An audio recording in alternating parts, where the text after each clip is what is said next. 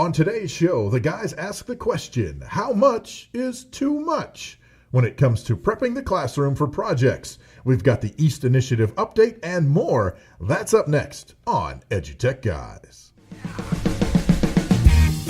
EduTechGuys Radio, radio.edutechguys.com. The opinions expressed under the site and its programs are those of the participants and not intended to and do not necessarily reflect the opinions of any specific educational entity, sponsor, company, state, or government agency. Hello and welcome to EduTechGuys Radio. Thank you guys so much for tuning in. I'm your host, David Henderson. Hey, and I'm Jeff Madlock. Awesome. Welcome to the show. Yeah, today we're going to talk about how much is too much preparation. Specifically, we're talking about classroom projects, but maker spaces. I think we're going to end up delving into some other areas. We're going to find a way to tick somebody off. That's pretty much the primary goal. I think so. Also, new today, the second run today, the East Initiative update, special announcement for the 27th. Awesome. We'll be listening to it, and we're kind of replacing our Artist of the Week for now with the East Initiative update of the week. So that's cool. That's pretty cool. Hey, don't forget, you can check us out on the web at www.edutechguys.com. You can also find us at Twitter, Facebook. Heck, just go out to Google. I say this every week. Type in the EduTech Guys, and doggone if Smiley and Happy don't show up there on your Google search page. I am your father. What does that have to do with Smiley and Happy? Oh, sorry. I got off track. Weird you are. Anyway, so I threw that in there. But no, really, check us out on social media. Lots of stuff out there. You can also find us at SoundCloud.com. SoundCloud.com, providing the EduTech Guys for 8 months. So you can check us out there and SoundCloud.com/EduTechGuys. Good times. Lots of stuff coming up on the show today. We won't keep you too long, but we will make you happy because this is some EdTech goodness right here, people. That's right. We're either going to make you happy or tick you off. I mean, that's ultimately our primary goal is to tick you off. Well, making you happy is secondary. So the whole premise, how much is too much prep, actually came it came on the heels of a question that I put out to Twitter and Facebook. Yesterday, in terms of the day we're recording this, and I put this out there and said essentially that if you are providing your students with prefab kits, everything's in the kit, and you throw it down on the table and say, there you go, kids, put it together. That's not a makerspace. That's an assembly line. It's assembly line. I mean, so that was the premise that I put out there. That was the charge, the challenge, the whatever. Right. The goal was to open up discussion about what is a makerspace, how much is too much in terms of prepping your students for a particular project.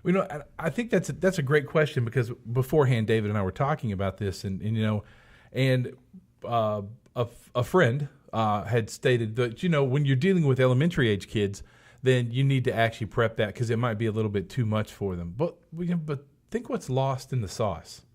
When you were a child and you were at your grandmother's house or your mom, and you're making your first batch of homemade cookies.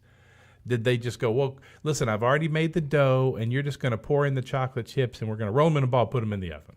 Well, no. You put on your apron, you got your tools together, you sprayed the Pam on the cookie sheet or whatever you did, and then you cracked the eggs, and you put in the flour, and right. Then you put all the stuff together, and you put it in the oven, and you watched it. So you actually did the whole thing. Yeah. And how do I know that? Because that's what I did. Right. And right. so, the whole idea of getting to that point, I think that's where we are in the world, is that we need people to build the stuff that you build robots from. Yeah. And we need the people that go, I'm out of cardboard. How do I make more cardboard? Yeah. Yeah. Well, if we start taking out certain processes and we go, well, we've already done this process for you. You have everything you need here, and just throwing out. So solar flare hits the planet, knocks out everything, and we're back to square one. And the kids go, okay, hey, where's my 3D printed parts? Right. And where's my, I need my refrigerator boxes so I can build this stuff with it. It doesn't really work that way. True, and I do understand that that's sort of an extreme. I mean, Oh, sure. I'm, you know me. It's not like I'm extreme or anything. But well, and we're not saying that as part of a lesson that you've got to start with teaching your kids how to make paper before they can make cardboard. That's not necessarily where we're going. But oh, we're not. No. But by the same token, those are some of the things that not necessarily for a particular project or whatever, but at some point somebody's got to know how to make that kind of stuff. I mean, actually make the stuff. Exactly right. And that's one of my things is just, if I'm delivered, and I'm going to use this example similar to your cookie dough, to making cookies. If I need to build, I don't know, let's say I need to build a shed to solve a problem. I'm going to build a tiny house, as a matter of fact. Let's say a tiny house, because I like those tiny houses. because it's going to solve for me in my community. I see we've got homeless folks, and we don't necessarily have a shelter, or the shelter's overrun, and there's a whole lot, like a physical lot here, where there's open space, and we could build some tiny houses. What's that going to entail? And I can either go, for the sake of argument, go online, find some plans, get the list of materials that I need, go buy those materials or have them donated or whatever. All the materials show up. I have my prescribed list of how it's done, and I put it all together and I build the house. That's great, and there's nothing wrong with that, but did I make that? Or did I assemble Put it together, that? assemble it. Right. Right. And so that's kind of where I was going with that. There are some really, really cool tools. And that's not to discount or disregard things that teach whatever they're teaching, whether it's coding or the structure of programming and that kind of stuff. That's absolutely key to where things are going, no doubt about it. But I think some of what happens gets lost in terms of, look, I'm just going to throw this out there. Right now, there's a company, and I can't remember exactly who makes it, although I have a pretty good idea. And they've got a Star Wars R2-D2, and the idea is here's your box of parts, and you can make your own R2-D2. Well, you're not really making your own R2-D2. They have all the instructions, and when it's done, everybody's R2-D2. At least the outside looks exactly like R2-D2, which I get part of that. It's supposed to be R2-D2. And I'm not knocking them, and I'm not knocking R2-D2, and I'm not. My concern is that for the instructors that simply take those pieces and parts and lay them in front of the students and say, hey, go make an R2-D2, follow this set of instructions. What good is that? What have you done? You've created child labor. Right. I mean, really. But in defense, though, a lot of makerspaces, what they do is they use Google SketchUp, and they design a part in Google SketchUp and move that to the 3D printer or the laser cutter or whatever they have to use to get that done. So we're not being super negative. We're just saying that if that's all you do every time in a classroom, then you're really not helping yourself or the students out at all. Right. And we both can say we have seen that with our own eyes. That's the curriculum, because we've got a makerspace, or we've got an East Lab, or we've got this part, and then everything is about doing that one thing, and we're just assembling a lot of stuff, putting it together. So it's to me it's a very definite that it can happen that way. Yeah, and exactly. I know we'll probably catch some flack that you guys don't know what you're talking about and all this kind of good stuff, but there's a lot to be said for dumping out a giant box of Legos and go, great, you build a robot with these Legos. Well, what's it supposed to look like? Whatever you want it to look like. It's one of those things. It's like, hey, knock this thing out. Right, exactly. And one of the things, and I'm trying real hard to find the student that I was watching earlier, and I cannot for the life of me, and I hate feeling that unprepared. But there is a young woman who her dad, she expressed an interest in coding, programming, that type of thing when she was 6 years old. 6 years old. She actually, if you look up, oh my gosh, now I can't think of what, she created an app. She's now like 13, 14, but she created an app for Alzheimer's patients. And back then, she was when she was 6 years old, her father introduced her to Scratch. And he told her to play around and figure it out. He gave her no instructions. He didn't even give her any project ideas, didn't give anything. And and who we're talking about is Emma Yang. Emma Yang. Yep. Okay. Thank you so much. Emma Yang. Thanks for being the producer, Research over here. guy. The research guy. Research so, chef. So Emma Yang, when she was 6, was introduced to Scratch. So 6. Okay. So the argument about K2 being too young to handle some of this, yes, they're too young to handle some things, but we're talking about a 6-year-old girl who went into Scratch and played around in Scratch and learned Scratch to the effect that she was coming up with in her brain, she was connecting things that were completely unrelated. So she wanted to know how to connect facial recognition with artificial intelligence and connect these disparate how do you say that word? Disparate pieces and parts in order to create a particular app. And the really cool thing is, like, she already had an app when she was, I don't know, 7 or 8. So, after a year or two, she already created one particular app, and that now her main focus is taking her app, which I can't remember the name. It should be is it something alive? Timeless, timeline, time. It's something time. I'll find it. Timeless. Yeah. So she has an app now called Timeless that connects family members with Alzheimer's, with their family Alzheimer's patients, in ways that help the Alzheimer patient recognize those people, keep up with appointments. I mean, it's amazing. That's pretty She's cool. currently 13 years old, or 14, somewhere Right. in there. Started when she was 6. There was no list of things. Right, but there's the interesting thing that she had, and I'm gonna take the other side of this and stand up for our friends who tell us that we don't know what we're talking about. That's the interesting thing. So everything has to have a problem to solve. Absolutely. And the intrinsic need to finish a problem is something that happens to only a few people usually, to that level. Hers was very intrinsic, and it was I need to get this taken care of because of a family member or something along that line. And in defense of our friends, the other part of it is that I think it is good, you're right, and you said it earlier, to go ahead and have some of the stuff built for them so that they can get used to see the simplicity of actually building something for them. So they kind of understand that this part of the process, okay, when I get to this process, this is how it's going to be. And then maybe that generates the questions that come first. Okay, I took these things and I put them together and I made an R2-D2 leg. But how do I make the leg out of styrofoam? Or how do I cast the leg myself and make it blue? Or how do I increase the size of the leg? Or, what if I want to make a leg that looks completely different than that? So maybe it just helps to generate, and maybe that those younger kids need that boost as a whole to get the old synapses firing and get to going, in that direction to get to the answer to their problem.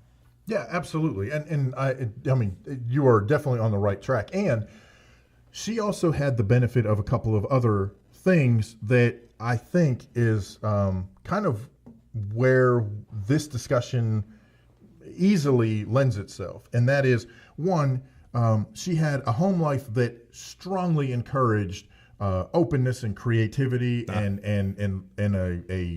a longing for learning. Mm-hmm. That's one of the things that her parents said. Even I was reading through an interview where her parents said, this is all well and good, but we're not forcing her, and we're not even letting her take computer-only classes. She's going to go to somewhere where she can get that kind of, and we use that expression, well-rounded, but that kind of background where they have to understand how to read, how to write. Because if you can't read, you can't write, really the rest of it is not going to get you very far in life. You can be the biggest problem solver in the world, but if you can't communicate that, you're hosed. In fact, she has also taken courses in public speaking and has actually done a TED Talk as a result of her classes from the public speaking side. So that was part of that. That's part of it. Definitely having that kind of nurturing learning environment at home, but then also they specifically sought out a school that was open to the idea that this student is not going to fit the mold. Yeah. And that this particular student needs those base courses, those base ideals, but that also she needs to be able to reach out. She's one of these, and again, part of this could be just her intrinsic nature, and not everybody has this, but she has reached out to people that, we never would think twice about calling up and going, oh yeah, hey, by the way, do you know anything about this? And they go, well, no, but maybe I can connect you with this, or maybe we correspond, and eventually that is something that we can develop together, or we figure out together. And I think that's a big part of any of this, whatever you call it, makerspace, project learning, that kind of stuff. Real world problems that the students themselves see in their own lives, that there is no raw material. Mm-hmm. How am I going to solve this problem? Okay, well, I could do this with coding, I could do this with cardboard, I could do this with whatever those raw materials are. Well, I'm bringing this all the way back around to the top of the show discussion, how much is too much prep? If that's the environment you want in your class, and you're listening to this now and going, oh, I would love to have those kinds of students in my class who are that wide open and can think, for themselves, but not just think for themselves, but come up with these crazy cool ideas, mm-hmm. problems that they want to solve that may not even be solvable. And you're in that type of environment, and yet you're turning around and giving your students these prescribed kits and saying, okay, take your idea, but you can only work inside this box. Right. No, it's too much. There's got to be an openness and a willingness from the educator side to say, yeah, I have no idea what these kids are getting into, but I know that they're trying to solve this particular problem. Or just take the instructions and don't show them a picture of what they have to make. There's that too. That's interesting. I mean, I've been in that situation before. Yeah, I'm a jazz musician. We improvise all the time, but not to that sense. Think about getting a box of parts. It makes something, but you have no picture and you have no instructions. That's a really, that's almost a tear it down, build it backwards kind of thing. Kind of interesting. Well, and that in itself would actually make for a really cool project. I mean, it really would. Here is this box of parts, and we know what it's supposed to make. We know it's supposed to make an R2-D2 when it's all said and done. The students don't have a clue. They have a box of parts. You put this together, however you want, whatever you think, however you think this goes together, and at the end, we see what you come up with. And so it's a three-dimensional puzzle. And is it functional? Yeah. I'm not even saying that they, at the end of the day, have to make it look like the picture on the box. Right. I'm saying that if they're able to assemble all these pieces and parts and they actually make something absolutely new and different and unique, that I'm sure the people who made the R2-D2 kit, and we're just picking on that today for whatever reason, but and those folks go, oh my gosh, we never even thought that that's what this could have been. To me, that's the goal. And then, of course, I know you have the whole issue of it's got to tie into the standards you've got to teach. It's got to tie into the subject materials you've got to teach. But all of that is part of that. That's part of the preparation that does need to be prescribed. I mean, you've got certain things that are required of you as an educator. So you've got to do those things.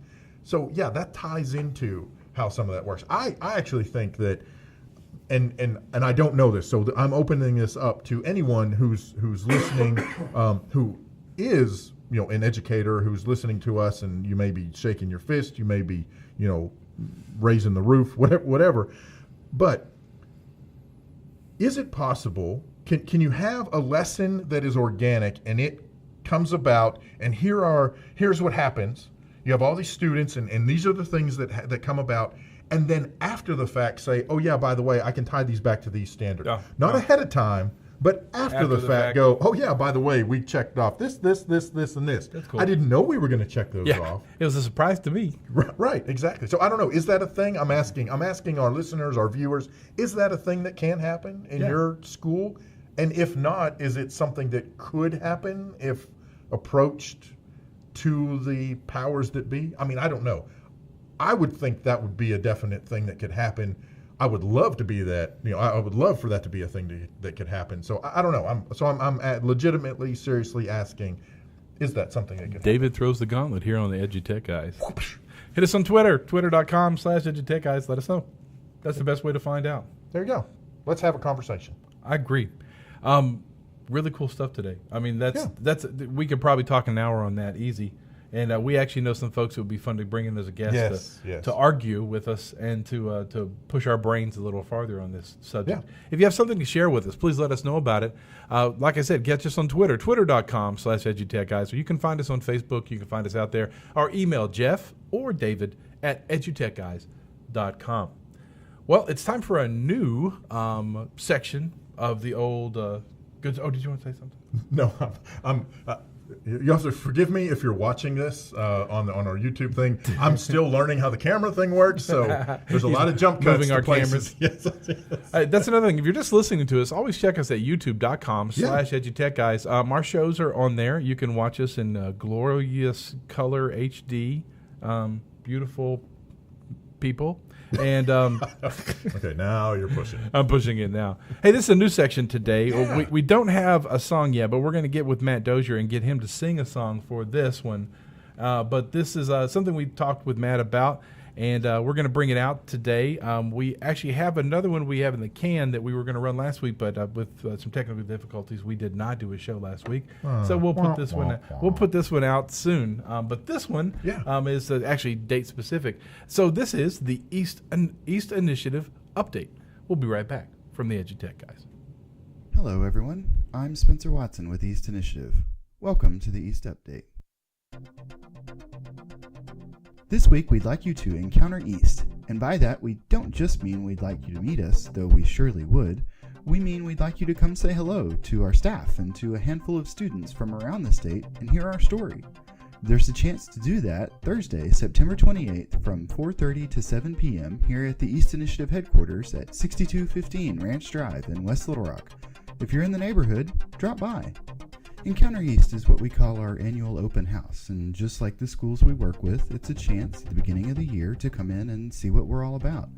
We welcome students enrolled in East and their parents, as well as facilitators and administrators. Indeed, anyone and everyone is invited, and there's a good reason for that.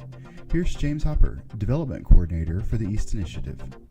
What's really neat about this event is that it's an opportunity for civic groups or nonprofits to meet students who want to help them. Maybe the group needs a new website or a promotional video, and our students have been doing that for years. Of course, maybe they need something even more complicated, building a database or using geospatial technology to prove that your organization is having an impact and to help visualize data. And just help the nonprofit connect with the people who support them. There's thousands of opportunities out there, and this is a great place to find the connections to make that happen. In a nutshell, that's what the East Classroom is for, making community connections. But the East Initiative, the nonprofit organization that establishes and supports those classrooms, does a lot of different things, from offering training to students to providing professional development for educators, and not just East educators. Education Unleashed, a program of the East Initiative, offers PD for any teacher of any subject at any grade level. East's Amy Bell oversees this program. For 20 years, the East Initiative has been offering high-quality PD and training to teachers who become East facilitators. And for most of that time, we've had non-East teachers asking us to attend. Because so much of it is specific to the unique environment of East, historically we limited participation to only East facilitators. So what Education Unleashed does is to package all that good stuff that's universally applicable, like integrating technology into different curricula, getting the most out of Google Classroom, soft skill stuff like preparation and presentation, and we work that into hands-on training that any teacher can use. You'll be hearing more about Education Unleashed in the future, but for the time being, feel free to check out www.eastinitiative.org/educationunleashed, or hey, why not come see us and find out more at Encounter East? Remember, it's Thursday, September 28th from 4:30 to 7 p.m. at 6215 Ranch Drive in Little Rock. Yes, it's a weeknight, but Don't worry about making dinner, we'll have food trucks on site, and there's a chance to see some really cool stuff like 3D printing and virtual reality up close and personal. And speaking of virtual reality, who wouldn't like to have an Oculus Rift VR headset? Well, come to Encounter East and you could have a chance to win one. We're having a raffle on site, and one lucky winner will walk away with a whole host of new worlds to explore. See, East is about connecting people, and that's really the purpose of this event. So, if you'd like to know more about what we do, or if you're just interested in meeting some really incredible young people who are making a difference in the world, and could be making a difference in your world, come see us. We'd love to connect with you. While it's not required, if you're planning to attend Encounter East, you can easily RSVP through bit.ly at bit.ly/EE17RSVP. That's bit.ly/EE17RSVP. If you are interested in knowing more about the EAST Initiative, from information on student projects to the professional development services we offer to educators of all kinds, please visit www.eastinitiative.org or just search for EAST Initiative on social media. If you are interested in finding out how to get an EAST classroom for a school near you, please contact eastinfo@eaststaff.org. That's EASTINFO at EASTSTAFF.org. Special thanks to James Hopper and Amy Bell of the EAST Initiative. The music you've been listening to is called Jeremiah by Jeremiah Mercier of Dover High School. Again, I'm Spencer Watson, and that's the EAST Update.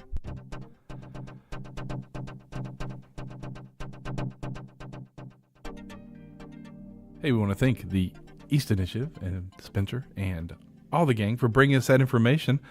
You'll start to hear that every week here on the podcast. We're really glad to help them out and spread the word, because you talk about a wonderful program. That's a wonderful program. Yeah, they're very cool. And they've got everything you need across the board. They can help you out tremendously. Yeah. Check them out tomorrow. That's September 28th. They're going to have a great time. Wish I could make it, but I cannot make it up there. Yeah, that might help if you were turned up a little bit. I was turned up. I was like, I can't hear myself. So now, actually, guess what time it is? I don't know. Do you know what time it is, David? Is it time for the Google Tip of the Week? Google Tip of the Week. Listen, you've got to jump out there and you've got to try add-ons. There are so many wonderful add-ons in the Chrome store for Google. Every walk of life, everything you can think of. One that I've been working with lately actually allows me, inside a Google spreadsheet, to create a rule that takes any attachment on an email and put it into any directory I choose inside my Google Drive. And so what else is cool about it is the same one will actually save an email without the attachment as a PDF in any drive you specify. So let's say you had an Apple iTunes receipt that comes in and you go, everything from Apple, and it's beautiful. You can choose labels that you already have. You can choose from or who or to or all that kind of great stuff. A time of day that it might come in, and it will take that email, turn it into a PDF, and drop it into any folder inside your Google Drive. Now, it will do the same thing with attachments. So you ask yourself, well, what's the big deal about that? Well, that's actually pretty cool. If you want to get old school with it and you tell your kids, hey, you've got between 1 o'clock and 4 with the subject line this to turn in blah, blah, blah for extra points, and you don't want to use Google Classroom or something along that line to handle it, you could do it with that. Then you open up the folder and guess what's in there. Now, if you put it a time limit, so you say, "Wow, you can turn it in between 3:30 and 4:30 today." And so after 4:30, any emails that come in, well, they're not going to go there, and you're going to get just that time limit. But where else it comes in really handy is in the tech field. In what we do is, I have a lot of reports emailed to me that I need to then upload to maybe a secure FTP site or something. Right. So what's great is on a Windows machine or a Mac, you can get Google Sync, and so that becomes an actual physical folder on your machine, which then means it has a physical address on your machine. So something's emailed to you. The Google script then takes that file, drops it into the Google folder, which is then synced to your Windows machine. It goes to a specific place, and then the script for WinSFTP then just goes, I'm look here at 4 o'clock, and I take the file here and I upload it to here. So it's actually kind of the poor man's automated scripting. Well, so okay, so and I'm thinking in terms of some of the stuff that you and I have talked about. So if I'm understanding this correctly, if you create notifications, right, or scripts in the background that attach to, say, your student management system, that when it runs a particular report inside the student management system, it runs a particular report, and that report is then emailed to you. So then you take the add-on that you're talking about, you get the email, it sees, oh, hey, there's this attachment. You've set up the rule that says, when I get an email with this attachment, put it over here. So now you've got a folder of all of those reports that were run, or it may be the case of, let's say, out of your student management system, you're having to generate multiple CSVs in order for those to be SFTP up to various vendors and what have you. Then, so that's basically, like you said, so you're able to automate that process. That's exactly right. That's freaking awesome. And with an FTP program like Transport or even SFTP that a lot of us use, you can tell it after the fact that after you run this script, then delete the originating file, so that you don't have an overwrite that says, -1 or -2 or anything like that. So it uploads a file, and then the folder is empty again. And so the next day when it emails, it fills itself with a new folder. And there's the next thing. You never have any data just sitting out there. It's FTP'd, and then it's gone. Right. Well, and that's exactly where I was going to go next, was with that particular feature, you don't have to worry about these files with sensitive student data just hanging out there waiting to be discovered. Right. They're gone. So they've been deleted. That's freaking awesome. That really is pretty cool. I thought that might be a good Google tip of the week. Kudos to you. My hat's off, sir. Thank you. Thank you very much. That's awesome. Well, I think it's been a great show today. Hey, it has. Before we take off, real quickly, you want to catch up with where we're going to be October. Well, really, the next few months, we are going to be all over the freaking place. In fact, we're going to be in more places than we even realized. So it's going to be awesome. We're hitting the ground running. We've got the TCCA conference that is in Houston, Texas, and that is going to be in October 6th and 7th. 6th and 7th. Well, 7th is that Saturday. Right, that Saturday is when it actually is.